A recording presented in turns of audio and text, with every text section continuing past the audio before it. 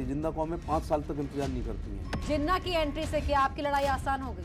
मैं कोई विवाद नहीं पैदा करना चाहता, मैं तैयारी करके नहीं आया हूं। नहीं, तैयारी है आप। लेकिन मेरे हिसाब से इंटरव्यू खत्म करना। लेकिन योगी आदित्यनाथ एक ऐसा चश्मा पहनते हैं, और प्रियंका गांधी खुशबू को बहुत गरूर है अपने महकने पर, मुमकिन नहीं है हवा से रिश्ता किए बगैर। नमस्कार, तीखे सवालों वाले कार्यक्रम 3 का तीर में स्वागत है आप सभी का। मैं हूं अपर्णा और मैं हूं आपके साथ मेनका चौधरी। और आज हमारे खास प्रोग्राम में जो बहुत खास मेहमान मौजूद हैं, वो खुद तो टीवी पर बहुत कम बोलते हैं, लेकिन उनका काम ज्यादा बोलता है। आपके साथ मैं हूं जीनत सिद्दीकी, वो मेहमान जो एसपी से होते हुए बीएसपी में आते हैं और फिर मोदी सरकार में कानून राज्य मंत्री बनते हैं। एसपी सिंह बघेल साहब, बहुत स्वागत है आपका हमारे खास कार्यक्रम में। विपक्ष कह रहा है कि आप बहुत ही मौका परस्त हैं। हाँ, मौका परस्त नहीं, मैंने कभी पार्टी नहीं छोड़ी, पार्टी ने मुझे छोड़ा। जैसे मैं 12वीं लोकसभा 13वीं लोकसभा नहीं, मैं बीएसपी से पार्लियामेंट लड़ा 96 में और यूपी में सर्वाधिक वोट पाया, वह थोड़े वोटों से हार गया तात्कालीन बीएसपी में। तो मेरे को पार्टी से निष्कासित कर दिया। कोई बघेल समाज की ज़मीन पर कब्जा लोग कर रहे थे, मैंने विरोध किया, पार्टी से निकाल दिया। फिर मैं 12वीं लोकसभा में समाजवादी पार्टी से जीता, उन्होंने मुझे लिया। लेकिन ये आरोप लगते हैं कि आप मौसम वैज्ञानिक हैं उत्तर प्रदेश के, आपको लगता है कि थोड़ी सी हवा बदल रही है किसी पार्टी की, आप पार्टी चेंज कर देते हैं। पासवान जी से तुलना नहीं कर सकते आप। तो 12वीं लोकसभा में समाजवादी पार्टी से जीता, 13वीं लोकसभा जीता, 14वीं लोकसभा जीता। और जब मैं जीतता था तब 6 लोकसभा भाजपा जीतती थी मेरी कमिश्नरी में, आगरा, एटा, फिरोजाबाद, हाथरस, मथुरा और अलीगढ़। जलेसर अकेला में समाजवादी पार्टी से जीतता था। तो जब मैं 3 बार चुनाव जीता लगातार, जिसको हैट्रिक कहते हैं, जो बहुत कम लोग कर पाते हैं, और 15वीं में इसलिए नहीं कि डीलिमिटेशन कमीशन ने मेरी लोकसभा को 5 लोकसभाओं में बांट के समाप्त कर दिया, and I became the Bahadur Shah Zafar of Jalesar. तो मैं लड़ूंगा ना, मैं जिस समाज से वो समाज भेड़ चराने का काम करती है, तो मैं भेड़ नहीं चराऊंगा ना। सत्ता किसी की तो भी हो? नहीं, तो मुझे मैंने फिरोजाबाद मांगी, तो अखिलेश यादव जी ऑलरेडी जो कन्नौज से एमपी थे, वो मेरी वाली सीट पे आके लड़ने आए। तो अब मैं क्या करूंगा? तो मैं कोई पैतृक व्यवसाय नहीं कर सकता। लेकिन बघेल जी, सत्ता किसी की भी हो, प्रमोशन आपका पक्का। मैं प्रमोशन पे आ रहा हूँ, लेकिन दुनिया में सब बॉलरों का, सब कप्तानों का ओवर 6 बॉलों का आता है।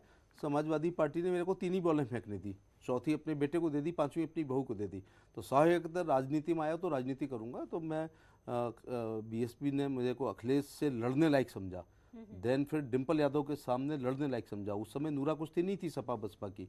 उस समय मुलायम सिंह जी ने अगर अपने पुत्र बधू को लड़ाया, तो बसपा ने सिद्दीकी साहब, बाबू सिंह कुशवाहा, सतीश मिश्रा, जयवीर सिंह होने के बावजूद मेरे को लड़ाया। वो मैं लड़ा, तो मैंने पार्टी नहीं छोड़ी, पार्टी ने मेरे को छोड़ा। छोड़ने के बाद बीएसपी ने इतनी आपकी मदद की और उसके बाद भी आपने बीएसपी को भी छोड़ दिया, आप बीजेपी में आ गया, सांसद ही छोड़ दिया, विधायक ही लड़े। देश का पहला उदाहरण है कि कोई व्यक्ति 6 साल के लिए राज्यसभा में आता है, तो अगर वो सीएम हो जाए या और पीएम हो जाए या और कोई बात हो जाए, पीएम के लिए तो राज्यसभा बनी रहेगी, तो उसे, या गवर्नर हो जाए, तो उसे राज्यसभा छोड़नी पड़ती है। राज्यसभा एक गोद का बच्चा होता है और लोकसभा का टिकट पेट का बच्चा होता है। तो 3 साल की राज्यसभा छोड़ के मैं भारतीय जनता पार्टी की रीति नीति सिद्धांत कार्यक्रम और माननीय मोदी जी से प्रभावित होकर 3 साल की राज्यसभा छोड़ के चुनाव लड़ा। और चुनाव भी कौन सा लड़ा? फिरोजाबाद लोकसभा। वो समाजवादी पार्टी के लिए अच्छी सीट थी। फिरोजाबाद लोकसभा में 2009 के बाई इलेक्शन में भारतीय जनता पार्टी को 9,312 वोट मिले थे। और मैंने उसको, क्योंकि जब देश के बड़े नेता माननीय मोदी जी, अमित शाह जी ये चाहते थे कि सैफी परिवार से मैं ही लड़ सकता हूं, तो फिर पीठ नहीं दिखानी चाहिए, फिर लड़ना चाहिए। पूरा देश मोदी कर रहा था, तो मैंने भी ये सड़क, स्कूल, बिजली, पानी, नाली, खरंजा की बहुत राजनीति कर ली थी। तो मैं भी चाहता था कि राष्ट्रीय मुद्दों पर राजनीति करे जाए और कुएं के मेंढक से निकल करके राष्ट्र की मुख्यधारा में आया जाए। उसके पीछे ये कारण था क्योंकि आपने मुलायम सिंह यादव जी के साथ भी काम किया था, वो काफी पसंद करते थे आपको और आज भी करते हैं। टिकट दिया आपको। और कभी भी पार्टी छोड़ो तो ये कभी नहीं कहना चाहिए। जो लोग कहते हैं मैं मुंह खोल दूंगा तो ये हो जाएगा, वो हो जाएगा, ये तो सब बेकार की बातें हैं।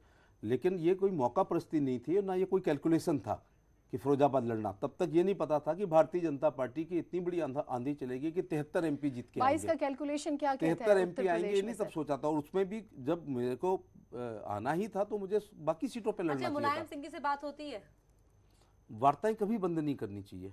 आखिरी बार कब हुई थी? लोकसभा के पिछले सत्र में, जब वो व्हील चेयर पे थे, वॉशरूम जाना था, तो मैं लेके गया था। मौजूदा समाजवादी पार्टी को लेकर मुलायम सिंह यादव क्या सोचते हैं और आप क्या सोचते हैं? मौजूदा समाजवादी पार्टी के वर्तमान रुख से मुलायम सिंह जी इसलिए खुश नहीं होंगे कि मुलायम सिंह जी आंदोलन के प्रतीक रहे हैं।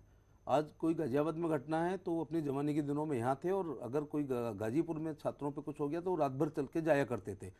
तो धरती पुत्र मुलायम सिंह के घर में दुर्भाग्य से, या हम तो कहेंगे सौभाग्य, ट्विटर पुत्र पैदा हो गया है, जो एक समाजवादियों का एक नारा था कि चर्चा पर्चा खर्चा होना चाहिए। आजकल तो दिख ना रहे हैं लेकिन चर्चा वो पड़ रही, मैदान में। आखिरी के 3 महीने में आरामगाह से निकल के कोई 3 महीने में आएगा। लोहिया जी ने ये भी कहा था कि जिंदा कौमें 5 साल तक इंतजार नहीं करती हैं। तो अखिलेश ने तो पौने 5 साल तक हम इंतजार किया, आरामगाह में रहे, सुविधा भोगी राजनीतिक हो गए, अब निकले, अभी भी निकले हैं अभी, तो अब तो जनता माहौल मन बना चुकी है। लेकिन अब क्योंकि अखिलेश का आपने जिक्र किया, पश्चिमी यूपी की भी बात करते हैं। पार्टी की स्ट्रेटजी कुछ नहीं है। मोदी जी के विकास कार्यों को, योगी जी के विकास कार्यों को, और जो बूथ अध्यक्ष से लेकर राष्ट्रीय अध्यक्ष परिश्रम की रोज पराकाष्ठा करके जो पसीना बहाते हैं, उससे कमल खिलेगा। हमारे लिए पश्चिम भी उतना ही महत्वपूर्ण है जितना पूर्व है, जितना बुंदेलखंड है, जितना मध्य उत्तर प्रदेश है। अपने पैर पे कुल्हाड़ी हम क्यों चलाएंगे? ये देश गांव का है, ये देश किसानों का है, ये देश देहात का है, और देश की खुशहाली का रास्ता खेत खलियान से जाता है। तो छोटी मोटी राजनीति तो हम लोग भी जानते हैं, हम ऐसा कोई काम क्यों करेंगे जो किसान विरोधी हो जाए, हम सुसाइड कर लें। किसान नाराज नहीं है, लेकिन 2022 को लेकर क्या कहता है कैलकुलेशन? 2022 के बारे में मैं निश्चित, लोगों की याददाश्त खराब है ऐसा कहते हैं, लेकिन मैं कहता हूँ इतनी भी खराब याददाश्त नहीं होती है। जो काफ़ी नशे में होता है वो भी अपने घर पर आता है और पत्नी और बहन का अंतर समझता है। मैं यहाँ तक कहता हूँ, तो याददाश्त खराब नहीं है। लोग निश्चित तौर से याद रखेंगे कि 2007 से 12 वाली बसपा की सरकार में ये पत्थरों का सारा खेल हो रहा था, और गुंडे चढ़ गए हाथी पर और गोली मारे छाती पर। उसके बाद उनको हटाने के लिए 12 से 17 में अखिलेश यादव की सरकार बनी। तो आपको पता कि बच्चा जब तक स्कूल से घर नहीं आ जाता था, माँ दरवाजे पे खड़ी रहती थी कि पकड़ तो नहीं हो गया है। यूपी में लॉ एंड ऑर्डर ठीक है? ये उत्तर प्रदेश का स्वर्ण युग है लॉ एंड ऑर्डर का। देखिए, मैं बहुत खुल के बातें करता हूँ और मैं एक्सटेम्पोर बोल रहा हूँ, तो मेरे पास कोई कागज वागज नहीं है। गुप्त काल जो भारत का स्वर्ण युग था, अपराध उसमें भी होते थे। वरना प्रहरी का नाम क्यों लिखा गया है, उसमें मृत्युदंड का उल्लेख क्यों किया गया है? अगर जब कोई अपराधी नहीं करता था, उसमें मृत्युदंड का है, प्रहरी का है, कोतवाल, ये शब्द है।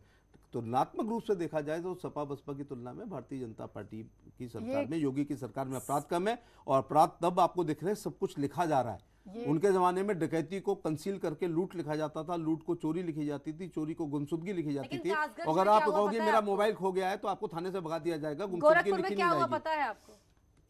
एक घटना, मैं उसकी निंदा करता हूं, उसकी जांच हो रही है, पुलिस पे मुकदमा है, पुलिस जेल में है, चार्जशीट जा रही है, लेकिन किसी एक घटना से, हालांकि एक भी घटना नहीं होनी चाहिए, लेकिन अपराध के तमाम कारण हैं, कोई एक काम नहीं है। लेकिन एक बात है कि योगी जी की सरकार में जैसा लॉ एंड ऑर्डर है, ऐसा उत्तर प्रदेश में हाथरस की कभी नहीं तस्वीर हुआ। को सामने रखेंगे ही और रख रहे हैं।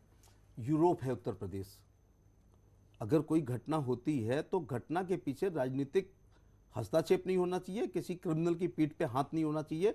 ये यहाँ अखिलेश यादव का जो बोर्ड जो था वो उनकी परेशानी का कारण है, लेकिन योगी आदित्यनाथ एक ऐसा चश्मा पहनते हैं जिसमें उनको एक तरफ भले लोग दिखाई पड़ते हैं, एक तरफ अपराधी दिखाई पड़ते हैं, और अपराधियों के खिलाफ कार्रवाई होती है। वो 2 बुलडोजर रखते हैं, एक बुलडोजर से उत्तर प्रदेश में पुल पुलिया और सड़क बन रही है, और दूसरे बुलडोजर से अकूत संपत्ति अपराधियों ने जो की है उस पर बुलडोजर चल रहा है। चाहे संयोग है, वो अतीक है या मुख्तार अंसारी है। विपक्ष का सवाल है कि अजय मिश्रा टेनी का इस्तीफा फिर क्यों नहीं हुआ?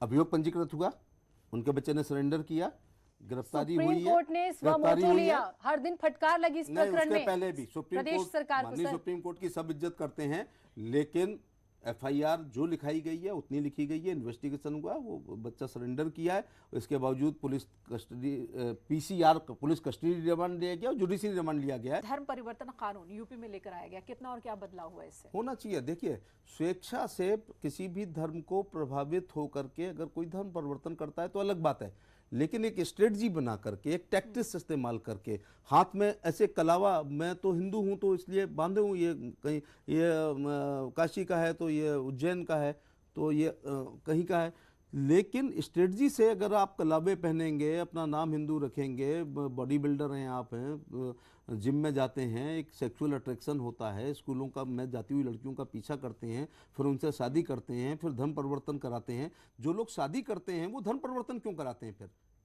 क्या हम 2 धर्म के लोग शादी नहीं कर सकते आपस में? लेकिन जितनी भी हिंदू लड़कियों ने अगर दूसरे धर्म के साथ शादी की तो सबसे पहला काम होता है कि धर्म परिवर्तन उनको कराया जाता है। तो ये बात तो गलत है। ये रणनीति की तरह, स्ट्रेटजी की तरह और टैक्टिक्स की तरह, और उसमें इन्वेस्ट करके ये धर्म परिवर्तन जो करा रहे हैं, इसलिए योगी आदित्यनाथ ने ये कानून बनाया है। विपक्ष कह रहा है कि दरअसल ये चुनावी स्टंट है, और फिर एक सवाल उठता है कि चुनाव बीजेपी किस पर लड़ेगी, हिंदू मुसलमान या फिर तालिबान? ये टाइमिंग है, ये एक अलग संयोग की बात है, लेकिन हम लड़ेंगे देश दुनिया के सर्वाधिक लोकप्रिय महंगाई के मुद्दे पर नेता, लड़ेंगे? सर्वाधिक नेता, महंगाई के मुद्दे पर लोकप्रिय लड़ेंगे? नेता माननीय श्री नरेंद्र मोदी जी के गरीब कल्याणकारी योजनाओं को लेकर के, उत्तर प्रदेश की लोक कल्याणकारी योजनाओं को लेकर। बघेल साहब, जिन्ना की एंट्री से क्या आपकी लड़ाई आसान हो गई?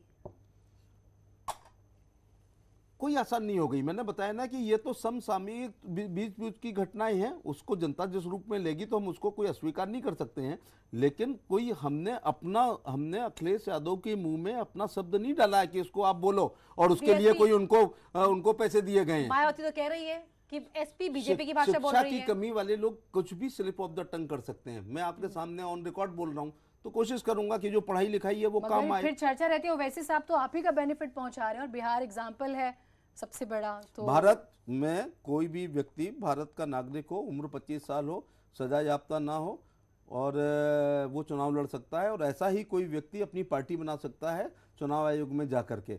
तो वो उनके दिमाग में ये बात है कि मुस्लिम एक बहुत बड़ी आबादी इस देश में, आखिर गैर मुस्लिम नेता क्यों रहते हैं, इसलिए वो देश के मुस्लिम नेता बनना चाह रहे हैं। उसके लिए वो हैदराबाद, सिकंदराबाद से निकल करके, आंध्रा से, तेलंगाना से निकाल के देश में जा रहे हैं। किताब आई है बघेल जी, और उन्होंने हिंदुत्व को तुलना कर दी है ISIS और बोको हराम जिहादी संगठनों से। सलमान खुर्शीद ने सुप्रीम कोर्ट में मुझे बड़े दुख के साथ कहना पड़ रहा है कि माननीय शिक्षकों को, चिकित्सकों को और अधिवक्ताओं को देश का बुद्धिजीवी कहलाते हैं, और बहुत अच्छी तालीम उनकी हुई है। DPS जैसे स्कूल के वो संचालक हैं, उनमें के स्कूल में पढ़ने वाले बच्चों को वो क्या बताना चाहते हैं, हिंदुत्व की ISIS या वो दूसरा जो आप संगठन कह रहे हैं, कैसे कह सकते हैं?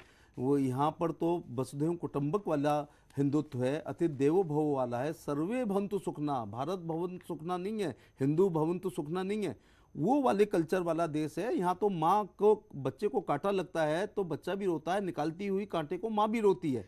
तो ये सहिष्णुता वाला, भाईचारा वाला, सबको समाने वाला, सबको लेकर के चलने वाला ये हिंदुत्व है। इसकी तुलना आप उन तालिबानों से या ISIS संगठन से जो खून को देखे बिना जिनकी रोटी नहीं कपती, जिनकी फिलॉसफी है कि अगर हम विधर्मियों को मारेंगे तो हूरें उनका जो स्वागत करेंगी। ये किताब भी आपको फायदा ही पहुंचाने वाली है क्या? ये एक संयोग है, जब अच्छे दिन होते हैं और सब कुछ अच्छा होता है तो इस प्रकार की दुर्घटनाएं वो लोग करते हैं। हम तो हमेशा कह रहे हैं कि अपनी नीतियों से, अपने सिद्धांत से, अपने कार्यक्रम से, अपने विकास से, बूथ अध्यक्ष के परिश्रम की पराकाष्ठा से, और दूसरी जो फौजें शांति काल में पसीना बहा लेती हैं उनको युद्ध में खून नहीं बहाना पड़ता है, इसलिए हम लोग चुनाव जीतेंगे। कहीं कांग्रेस का एक्सपेरिमेंट तो नहीं माइनॉरिटी को अपने पाले में खींचने के लिए? किनका? कांग्रेस का। देखिए, वो एक वोट बैंक उनका हुआ करता था, जो कुछ उसका एक बड़ा हिस्सा, प्रतीकों के रूप में बोलूँगा, बीजेपी में आ गया। एक बड़ा हिस्सा उनका अखिलेश यादव के साथ चला गया, और एक कुछ हिस्सा उनका बहन जी के साथ गया है। सो कांग्रेस बिकेम जीरो।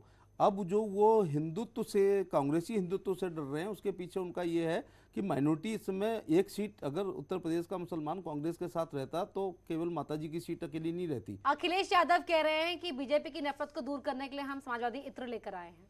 अपर्णा जी, 12 से 17 के बीच में समाजवादी पार्टी की सरकार ने, खासतौर से उनके समर्थकों, प्रशंसकों, अनुयायियों ने इतनी गंदगी की और इतनी बदबू फैलाई है कि दुनिया का कोई इत्र अब उनके काम नहीं आ सकता है। और जहाँ से इत्र बनता है वहाँ से भी वो चुनाव हार चुके हैं, कन्नौज से। और इत्र पर एक शेर है कि खुशबू को बहुत गरूर है अपने महकने पर, मुमकिन नहीं है हवा से रिश्ता किए बगैर। और हवा से रिश्ता माने जनता, जनता से उनके रिश्ते ठीक नहीं है। लोगों को याद है उनका कानून व्यवस्था, उनका जातिवाद। और प्रियंका गांधी एक ऐसे परिवार में, पुत्र प्रधान परिवार में पैदा हुई एक बेबस लड़की। लेकिन दिलचस्प है कि वो कहती है मैं लड़की हूँ, लड़ सकती हूँ। ऐसा कहा जाता है कि कुछ देशों का कल्चर ऐसा है कि वहाँ बेटे को ज़्यादा प्यार किया जाता है। लेकिन अब वो 40% टिकट महिलाओं के लिए कह रही है। हाँ, तो उनको रिजर्वेशन कर देना चाहिए था जब उनकी सरकार थी। तो ऐसा कहा जाता है, तो शायद राहुल गांधी के उनको खुल के नहीं खेलने दिया गया। 20 साल राजनीति में उनका हवाई जहाज उतरा तो केवल फुर्सतगंज हवाई अड्डे पर उतरा, और अमेठी और रायबरेली के लिए काम करती थी। और इसलिए आप प्रियंका जी पर बहुत सोच रही हैं, हम इसलिए नहीं सोच रहे हैं कि जो सिक्का बाजार में आता है अगर शुरू में चल गया तो चल गया। जो फिल्म आती है वो शुरू में अगर बॉक्स ऑफिस पे हिट हो गई तो हो गई, वो 3 महीने बाद हिट नहीं होती है। तो वो जो उन्होंने आत्मविश्वास काम ना किया हो तो जाए। अपने भाई की सीट प्रियंका की अमेठी एंट्री को, से 4 दिन तक सरकार परंपरागत सो सीट नहीं अमेठी पाती को है। वो नहीं बचा पाई है। केवल इस समय जिनका सामान्य ज्ञान कमजोर ठीक है है। उनको बता दूं, ठीक है, कांग्रेस के ये- पास केवल एक सीट है।